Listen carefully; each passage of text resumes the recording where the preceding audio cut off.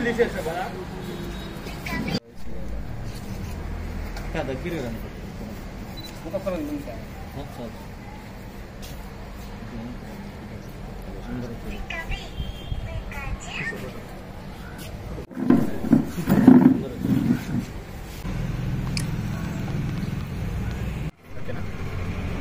నమస్కారం.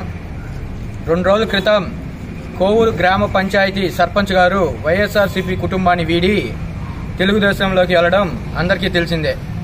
నిన్నటి రోజున తెలుగుదేశం నాయకులు కొద్దిమంది పంచాయతీ కొంతమంది గుప్పెట్లో పెట్టుకొని సర్పంచ్ పట్ల అగౌరవంగా కులం పేరుతోనో లేదంటే బ్లాక్మెయిల్ చేసే విధంగా ఆమెను ప్రవర్తించిన దానివల్ల ఆమె తెలుగుదేశంలోకి వెళ్ళిందని చెప్పి మాట్లాడడం జరిగింది.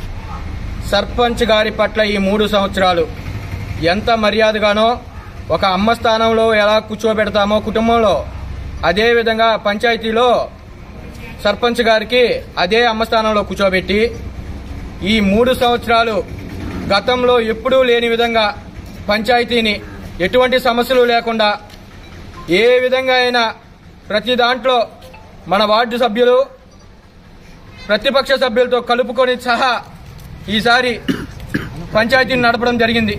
దీంట్లో ప్రతి దాంట్లో సర్పంచ్ గారిని వైస్ ప్రెసిడెంట్ గారిని వాళ్ళకి ఇచ్చిన విలువలు ప్రతి ఒక్కరికి తెలుసు.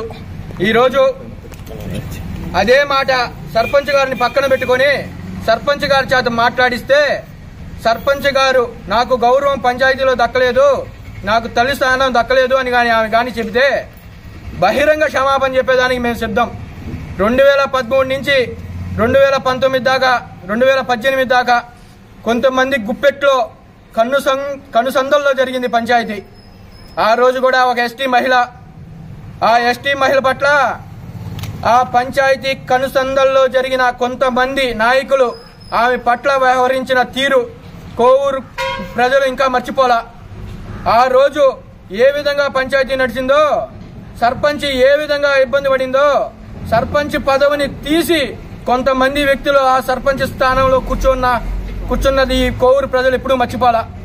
మేము ప్రతి కులానికి ప్రతి మతానికి ఎంత విలువిచ్చామో, కులం వాళ్ళు చూస్తారేమో, మేము మనిషిని మనిషిగా చూస్తాం. కులాలతో మాకు సంబంధం లే. ఎవరికి ప్రతి ఒక్కరికి గౌరవిస్తాం. కులాలతో మాకు సంబంధం లే. మాకు నేర్పించిన పార్టీ వైఎస్ఆర్సీపీ పార్టీ. మేము నమ్ముకున్న నాయకుడు ప్రసన్న కుమార్ రెడ్డి, జగన్మోహన్ రెడ్డి. ఈ రోజు వాళ్ళు మా మీద బురద చల్లుతున్నారు. మేము ఒకటే అడుగుతున్నాం వాళ్ళని, అదే సర్పంచ్ గారిని వాళ్ళ పక్కన నిలబెట్టుకొని ఈ రోజు వాళ్ళు మా మీద ఏ విమర్శలు చేశారో ఆ విమర్శలు ఆ సర్పంచ్ గారి చేత, మేము తల్లిగా నమ్మిన సర్పంచ్ గారి చేత ఆ విమర్శలు కానీ చేయిస్తే వాళ్ళు చెప్పిన ప్రతిదీ నిజమని చెప్పి మేము నమ్ముతాం. అంతేగాని అబద్ధపు మాటలు అబద్ధపు వ్యవహారాలు మా దగ్గర ఉండవు. వాళ్ళు ఏదైనా స్ట్రైట్ గా చెప్పమను, కావాలంటే బహిరంగ చర్చకి ఎక్కడికి రావడానికైనా మేము సిద్ధం.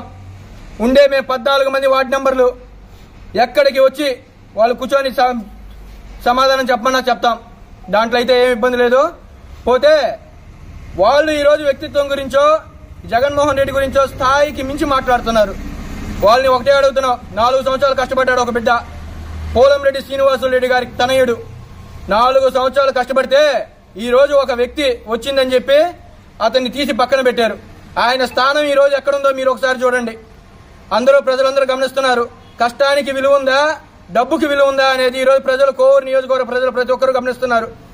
మాజీ సర్పంచ్ గారు కోట్ల ఉమా గారు వస్తానన్నారు, కానీ మేమే వద్దన్నాం.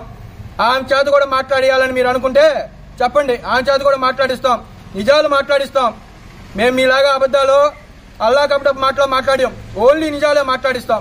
మీరు దీనికి సిద్ధమని కూడా చెప్పండి. ఆమెను కూడా సర్పంచ్ గారిని కూడా పిలుస్తాం, మాట్లాడిస్తాం.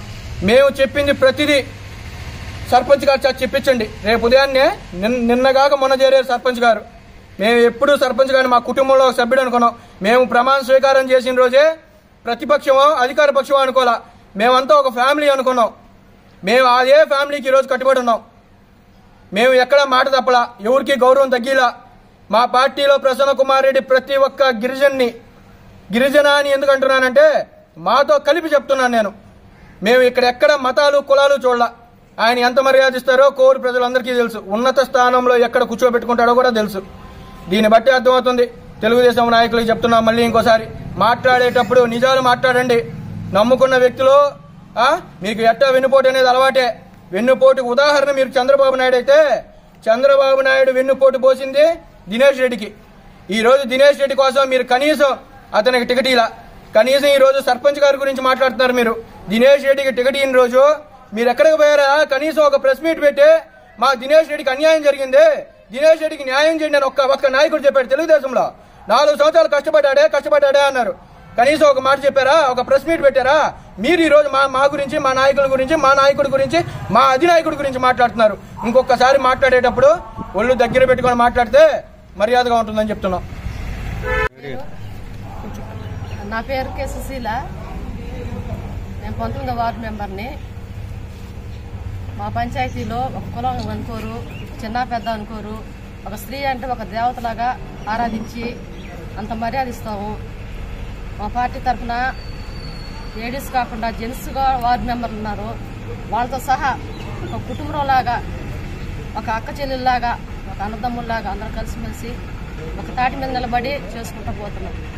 ఈ రోజు నాడు వచ్చేసి ఎవరైదేదో మాట్లాడుతున్నారు, అదంతా కరెక్ట్ కాదని వాళ్ళ తరఫున ఒకవేళ తెలుసో తెలియకపోయినా కానీ తప్పు తెలుసుకొని దానికి క్షమాపణ చెప్పాలని ఈరోజు మనస్ఫూర్తిగా నేను కోరుకుంటున్నాను.